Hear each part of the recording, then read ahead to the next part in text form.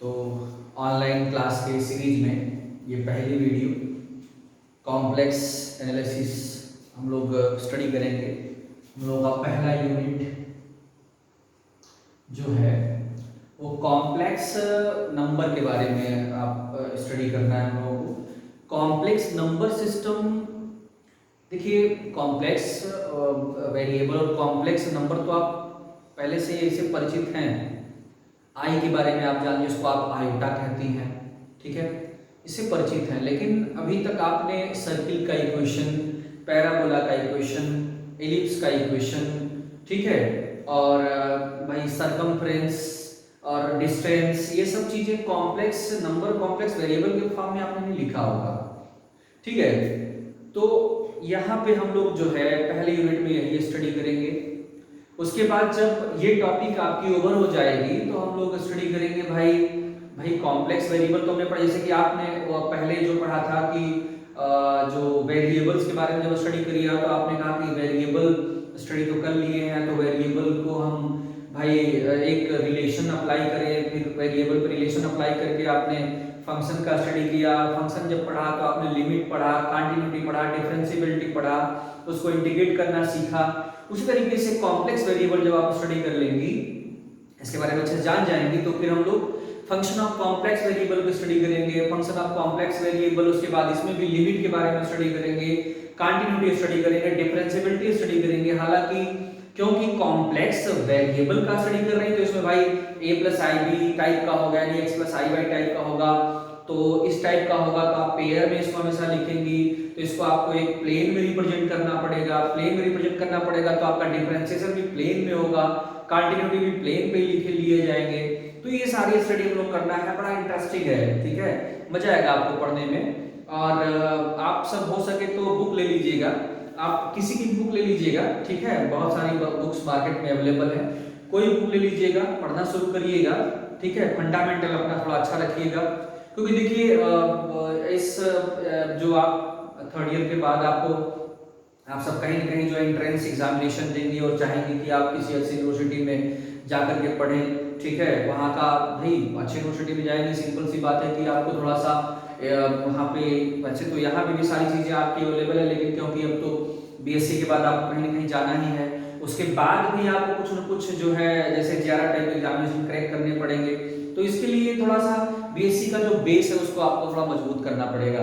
और भाई आप सब भी योद्धा ही हैं, यहाँ तक जो है आपने जो है मैथमेटिक्स को लेकर के आप आई, अगर आप सच में अगर बैक में देखें तो आप देखेंगे बहुत कुछ आपने किया है। हालांकि उसमें से कुछ परसेंटेज भूल गया होगा, लेकिन वो पूरा डिलीट नहीं हुआ होगा आपके दिमाग से। आप फिर से अगर आप उसे देखेंगे तो फिर से वो रिकवर हो जाएगा और बेटर हो जाएगा। तो भाई चलिए हम लोग कॉम्प्लेक्स जो है एनालिसिस जो पेपर हमारा सेकेंड पेपर है उसका स्टडी शुरू करते हैं, ठीक है। पहला इंट्रोडक्टरी क्लास है तो थोड़ा सा मैं सोच रहा हूँ कि भाई कॉम्प्लेक्स वेरिएबल या कॉम्प्लेक्स नंबर तक पहुंचने से पहले थोड़ा सा हम लोग नंबर सिस्टम का भी एक बार जो है वो देख लें। वैसे तो कहीं ना कहीं आपने ये सब पढ़ाई कर लिया है, कॉम्प्लेक्स जो sorry natural number, integer, rational और सब के बारे में आप जान चुकी हैं, लेकिन थोड़ा सा एक ओवरव्यू ले लेते हैं रियल नंबर के बारे में। क्योंकि देखिए रियल एनालिसिस से जो पेपर फर्स्ट पेपर है वो रियल नंबर के बारे में बहुत बारीकी से आपका अध्ययन करा रहा है, ठीक है ना, वो भी बड़ा इंपॉर्टेंट पेपर है। ये दो पेपर आपके बड़े बहुत महत्वपूर्ण पेपर है, ठीक है। और आप तो रियल नंबर के बारे में जानते ही हैं, लेकिन रियल नंबर इतना ब्रीफ है ना, इतना ब्रीफ है कि आप उसे पढ़ते जाइए पढ़ते जाइए पढ़ते जाइए तो लगेगा कि अभी तो बहुत कुछ हमको पता ही नहीं है। देखिए इतनी सारे रिसर्च होते रहते हैं हर तरफ, तो कहीं ना कहीं चीजें जो बहुत डीप होती हैं उस रहस्य को बाहर निकालना जो है निकालने में लोग लगे हुए हैं। फिलहाल में आइए हम लोग पहले यूनिट पे चर्चा करते हैं, ठीक है। सबसे पहले मैं आपसे जरा बात करूंगा कि रियल नंबर है क्या चीज, क्योंकि बिना रियल नंबर का तो भाई आप कॉम्प्लेक्स बना नहीं सकते। आपने पिछले साल जो पढ़ा था लीनियर अलजेब्रा में, आपने उसमें क्या पढ़ा था कि C over R is a vector space where R is a field, ठीक है, field of real C over R is a vector space. और जनरली यही होता भी है, ये जो आप स्टडी करने जा रही है ना C over R ही स्टडी करने जा रही है, ठीक है।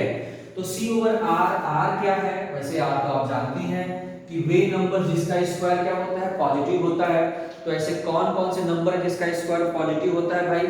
तो नेचुरल नंबर इसका स्क्वायर पॉजिटिव होता है, इंटीजर सारे इंटीजर्स इसका स्क्वायर पॉजिटिव होता है, रेशनल नंबर जो p बाई क्यू टाइप का होता है, इसमें q आपका जीरो नहीं होता, लेकिन p और q दोनों क्या होते हैं, इंटीजर होते हैं। तो भले ही नेगेटिव हो लेकिन स्क्वायर तो पॉजिटिव ही होगा ना। तो ये सारे मतलब रेशनल नंबर भी आपका क्या हो गया, वो रियल नंबर हो गया। रूट टू का स्क्वायर करेंगे 2 आएगा भाई, ये भी पॉजिटिव है। और ये जितने भी रूट लगे हुए नंबर हैं जैसे √3 √5 ये सारे के सारे क्या हो गए, ये सब के सब रियल हो गए। और वैसे अगर √2 के बारे में बात करें तो आप सबको पता ही है कि ये तो आपका रेशनल है नहीं, ठीक है ना। रेशनल क्यों नहीं, क्योंकि ये non terminating non repeating form में रहेगा, तो ये रेशनल नहीं है। लेकिन फिर भी इसका स्क्वायर करने पर पॉजिटिव आ रहा है तो ये रियल नंबर है। मतलब रियल नंबर कौन कौन है, नेचुरल, ठीक, उसका सुपर कौन है, इंटीजर, इसका सुपर कौन है, रेशनल, इसका सुपर कौन है, रियल, ठीक है। यानी सबको कंटेन करता है, यानी सब के सब रियल नंबर है। और साथ में क्यू का कॉम्प्लीमेंट भी रियल है क्योंकि ये क्यू को भी कंटेन करता है, क्योंकि कॉम्प्लीमेंट मतलब इरेशनल को भी कंटेन करता है, तो ये रियल नंबर है। मतलब रियल नंबर कौन है, रियल नंबर जो जिसका स्क्वायर पॉजिटिव होता है। कुछ लोग इसको बोलते हैं कि जितने भी सेट जैसे नेचुरल, इंटीजर, रेशनल, इरेशनल सब के सब मिल करके क्या होते हैं, रियल हो जाते हैं। तो ये कुछ लोग इस पे भी बात करते हैं, ये भी ठीक है, ठीक है। वैसे आप रियल लाइन के बारे में अच्छे सुनी ही होगी। अगर मैं बात करूं नेचुरल नंबर की तो आप कैसे लिखेंगी, ऐसे लिखेंगे 1, फिर ऐसे लिखेंगे 2, फिर ऐसे लिखेंगे 3, फिर ऐसे लिखेंगे 4, फिर लिखेंगे कितना 5, ऐसे लिखते चले जाइए। फिर ये लिखेंगे 0, फिर लिखेंगे -1, ठीक है। अगर नेचुरल लिखेंगे तो भाई 1 से लिखेंगे आप, और अगर इंटीजर लिखेंगे तो भाई ये क्या लिखेंगे आप 0, फिर क्या लिखेंगे -1, फिर क्या लिखेंगे -2, ये सब लिखेंगे, फिर क्या लिखेंगे -3, ये सब लिखते चले जाएंगे, ठीक। ये तो हो गए आपके कौन, इंटीजर्स। और आप सबको पता है कि ये जो मैंने पॉइंट्स रिप्रेजेंट किया केवल यही है वो, ठीक। और अगर आपको क्या लिखना है, रेशनल लिखना है, तो रेशनल मतलब कैसा होगा, p बाई क्यू टाइप का होगा। p बाई क्यू टाइप का मतलब 1/3 1/4 2/3 2/4 ये सब आएंगे। तो यानी 1 अगर हम कह दें कि आपको 1/2 लिखना है तो क्या लिखेंगे यहाँ 0.5। अगर आपको कहा जाए कि 1/4 का लिखना तो यहाँ लिखेंगे। आपको कहा जाए कि 1/5 लिखिए और पास लिखेंगे। आपसे कहा जाए 1/6 लिखे तो और पास लिखेंगे, 0 के पास जाएगा। 1/9 1/8 1 समथिंग लिखते लिखते लिखते लिखते आप जाएंगे तो इसके पास ही जाएंगे। अगर आप 1 ये लिखती हैं, ठीक है, और 1 ये लिखती हैं, एक 0 और बढ़ा दीजिए तो उसके पास जाएंगे। और मैं इतनी मोटी पेन है वो उसको मैं पॉइंट लगाऊंगा जैसे मिल जाएगा आपस में, बस इतना आप पास ये इतने पास तब जाएंगे।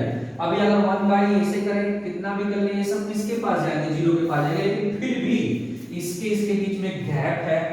फिर अगर मैं 1 ये इतना करता जाऊं लिखते जाऊं दसों साल तक लिखता रहूं, फिर भी इसके बीच में बहुत बड़ा गैप है।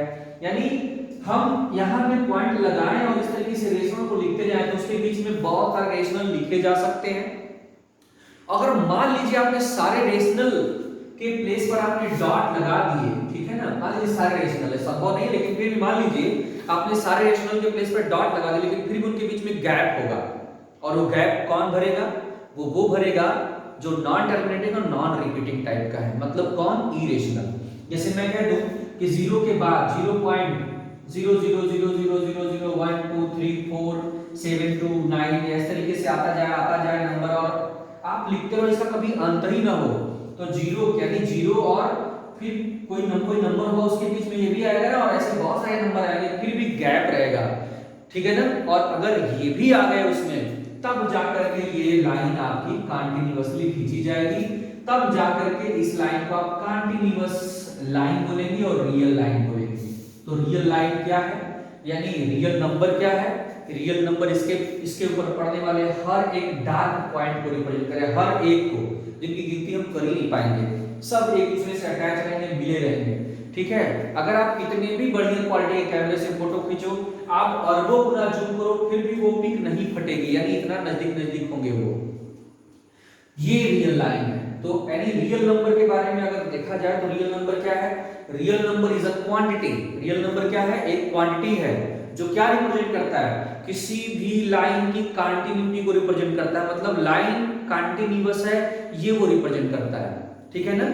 तो भाई देखिए अगर जनरली अगर देखा जाए तो 0 से 1 के बीच में कितने नंबर होंगे, कितने नंबर होंगे, मतलब न जाने कितने, आप तो इनफाइनाइट, हम लोग इनफाइनाइट वर्ड यूज कर लेते हैं, बट अगर सुपर कंप्यूटर को लगा दिया जाए गिनती करने तो 0 के बाद 0 0 0 0 0 0 0 0 0 0 भाई कौन सा नंबर बोलेगा, बहुत समय लगेगा सुपर कंप्यूटर को 0 से 1 के बीच तक के पूरे नंबर को लिखने में, यानी इतना डीप है।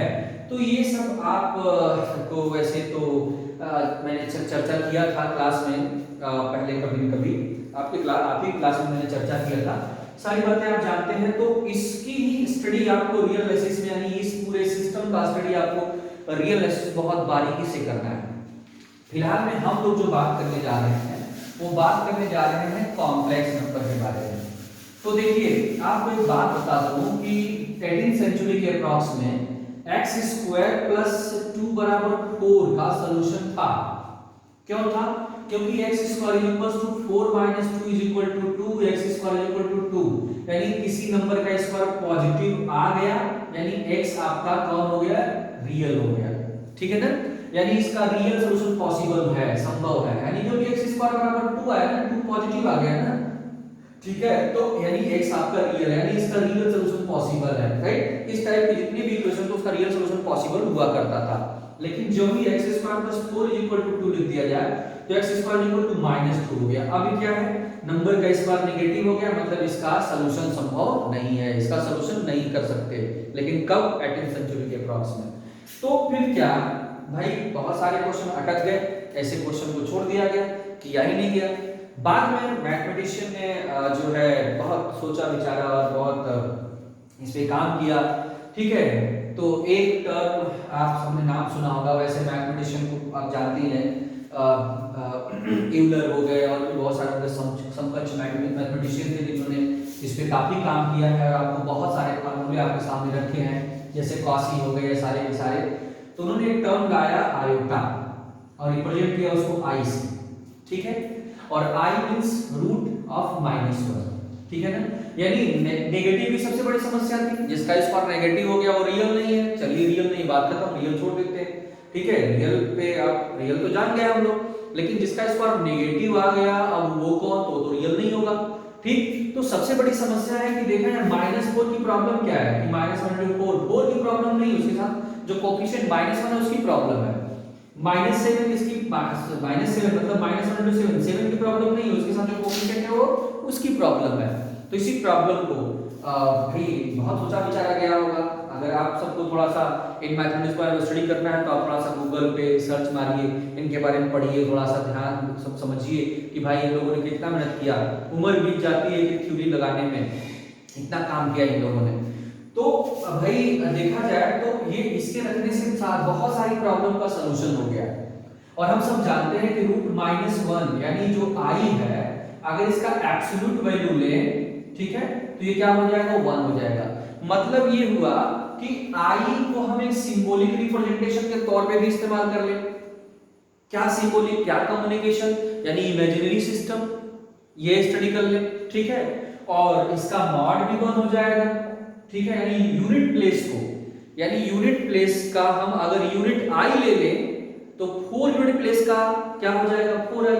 कम्युनिकेशन में आ गया कि 4i मतलब क्या भाई, इमेजिनरी सिस्टम में 4 डिस्टेंस i लग गया, कम्युनिकेट भी हो गया कि इमेजिनरी सिस्टम 4 डिस्टेंस, ठीक है ना। तो इसका बहुत बड़ा आगे चल करके जो है इसका यूटिलाइजेशन हुआ। और आप सबको पता है कि आप फिजिक्स में भी पढ़ी है, इलेक्ट्रॉनिक्स में LCR सर्किट, उसमें डैम्प्ड हार्मोनिक ऑसिलेशन का स्टडी किया होगा आपने, मतलब उसमें आपने जो है चार्जिंग डिस्चार्जिंग ये सब स्टडी किया होगा। तो उसमें आपने स्टडी किया होगा critical damping, over damping, heavy damping, आपने स्टडी किया होगा। तो उसमें कहीं ना कहीं आई टर्म आया होगा। अगर आई नहीं होता तो बताइए कि आप चार्जिंग को डिस्चार्जिंग को उस हिसाब से समझ पाते, यानी आई नहीं होता तो ये तो सारी प्रॉब्लम एक तरह हो जाते। और अगर ऐसा नहीं होता तो जिस मोबाइल से मैं आपको वीडियो बना के आपको दे रहा हूँ जिस माध्यम से, और जिस मोबाइल के थ्रू आप देख रही हैं, उसकी सर्किट का पूरा डिटेल नहीं हो पाता भाई, उसका कितना पूरा कितना रेजिस्टेंस पूरा मोबाइल के पीसीबी का है, पूरा क्या है ये नहीं पता चल पाता, ठीक है भाई, आपने मोबाइल एक बार चार्ज कर लिया, आपके मोबाइल में डिस्चार्ज होनी शुरू हो गई, क्योंकि आप वीडियो देख रहे हैं इस समय, तो आपकी मोबाइल डिस्चार्ज हो रही होगी, कंटिन्यूअसली डिस्चार्ज हो रही हो, क्यों हो रही होगी? क्योंकि बहुत सारे फंक्शंस इसमें काम कर रहे हैं। वो फंक्शन क्या भाई, ऑसिलेशन भी हो रहे होंगे। तो क्या एक बैग आपकी बैटरी डीके हो गई? नहीं, वो बैटरी आपकी क्या हो रही है, धीरे धीरे डीके हो रही है। मतलब क्या हो रहा है, उसमें रेजिस्टेंस